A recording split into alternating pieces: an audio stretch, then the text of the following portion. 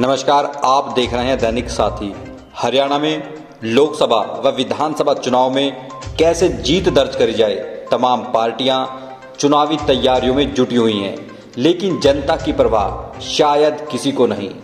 धारूहेड़ा के हालात देखकर तो कुछ ऐसा ही दिखाई दे रहा है। मॉनसून सक्रिय होते ही जैसे ही बारिश शुरू हुई, एक बार फिर से राजस्थान के भिवाड़ी स्थित औद्योगिक क्षेत्र से धारूहेड़ा में गंदा पानी आना शुरू हो गया है। धारूहेड़ा के सेक्टर 4 व 6 में गंदे पानी की नदियां बह रही हैं।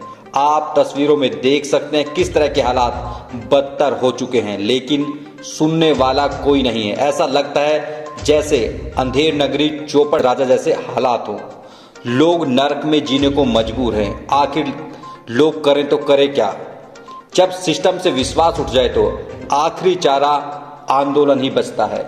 लेकिन शायद यह अधिकार भी रेवाड़ी में धारूहेड़ा के लोगों से छीन लिया गया। धारूहेड़ा सेक्टर 6 थाना पुलिस की कार्रवाई से कुछ ऐसा ही दिखाई दे रहा है, क्योंकि भिवाड़ी से आने वाले गंदे पानी का विरोध किया गया तो धारूहेड़ा की सेक्टर 6 पुलिस ने महिलाओं सहित 2 दर्जन से अधिक लोगों के खिलाफ मुकदमा दर्ज कर दिया। जबकि यहाँ के जनप्रतिनिधि, जो अपने आप को राजा कहने तक नहीं चूकते, राजस्थान प्रशासन के खिलाफ मुकदमा दर्ज कराने के दावे करते नहीं थक रहे थे। तमाम दावे किए जा रहे थे कि समाधान किया जाएगा।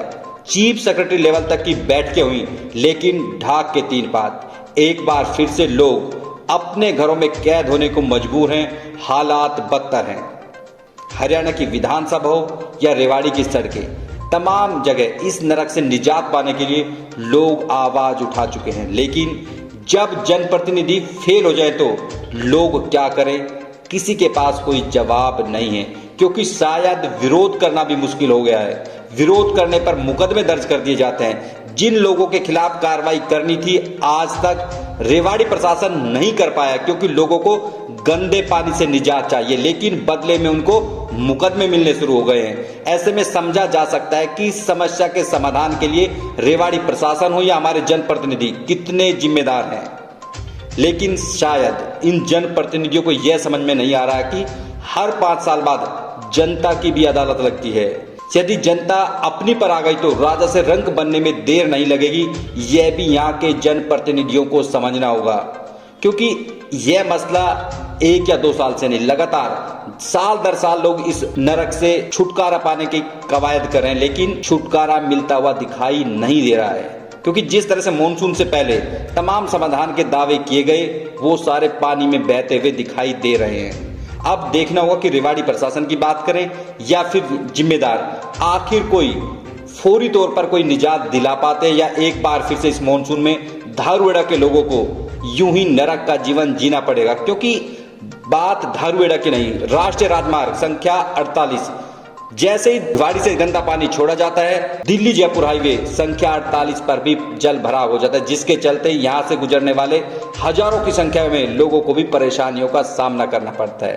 लेकिन समाधान किसी के पास नहीं। हाँ, दावे तमाम किए जाते हैं, अमूलचूल परिवर्तन की बात की जाती है, लेकिन शायद धारूहेड़ा में आकर ये सारे दावे दम तोड़ जाते हैं और कहीं ना कहीं गंदे पानी में डूबते हुए दिखाई देते हैं। धारूहेड़ा के अंदर जो पानी आ रहा है भिवाड़ी से, उसका भी, और धारूहेड़ा का जो पानी है वो मेन रोड के ऊपर आ जाता है, हाईवे के ऊपर, उसकी भी चर्चा हुई है। तो हम कर रहे हैं। करेंगे क्या सर उसमें? जैसे पिछली बार भी बैठक हुई थी, आप कहते हैं FIR दर्ज कराने पे विचार चल रहा है, इस तरह की बात थी। वो ऐसा है, वो भी चर्चा। वो पिछली बार जो DC साहब से हमने बात करी थी, तो उनका ट्रांसफ़र हो गया विभाग से। नए DC साहब को भी हमने यही कहा है कि SP साहब से बैठ करके चर्चा करें कि अगर हम अपनी सरहद के ऊपर, अपनी ज़मीन के ऊपर अपने बचाव के लिए अगर हम बांध बना सकते हैं, क्या कानून अलाउड होगा? तो जब राजस्थान वाले पिछली बार जब बांध बनाया था धारूहेड़ा वालों ने, तो राजस्थान वालों ने आपत्ति दर्ज की थी, 107, 151 के 25 वगैरह भी दर्ज करवा दिए थे। तो उसको एक्सप्लोर करते हैं।